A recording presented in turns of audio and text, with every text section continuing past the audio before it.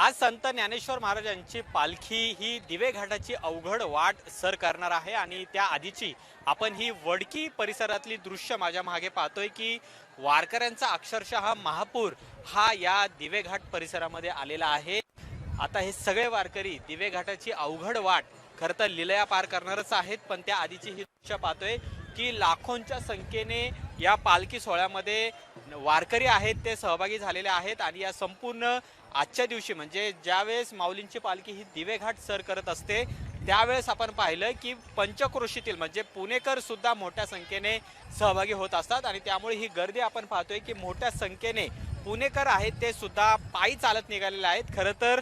ज्यांना पुणे आळंदी ते पंढरपूर पायवारी शक्य नसते ते आपण पाहिलं की पुणे ते सासवड पर्यंतचा पायीचा वाट आहे तो सर करत असतात आणि यातला महत्त्वाचा टप्पा म्हणजे तो दिवेघाट असतो आणि हाच दिवेघाट आज सर करण्यासाठी आपण पाहतोय की हे सगळे वारकरी आणि पुणेकर भाविक आहेत ते आता निघालेले आहेत आणि दिवेघाटाची अवघड वाट आहे ते आता सर करणार आहेत। ज्ञानबा तुकारामचा जयघोष आणि टाळ मृदुंगाचा गजर हा सगळीकडे आपल्याला ऐकायला मिळते आणि पूर्णपणे वातावरण हे सुद्धा भक्तिमय झालेलं पाहायला मिळतंय। खरं तर देहू आणि आळंदीपासून आता संतांच्या पालख्या या पंढरीकडे मार्गस्थ झालेल्या आहेत। आज आपण सकाळी पाहिलं की पुणे शहराचा निरोप घेऊन संत ज्ञानेश्वर महाराज यांची पालखी आता दिवे घाटाच्या दिशेने पुढे सासवडकडे मार्गस्थ झालेली आहे आणि त्याआधी हा भक्तीचा महापूर आपण पाहतोय की वडकी या ठिकाणी आलेला पाहायला मिळतो आणि हे सगळे लाखो वारकरी ज्ञानबा तुकारामचा जयघोष करत आज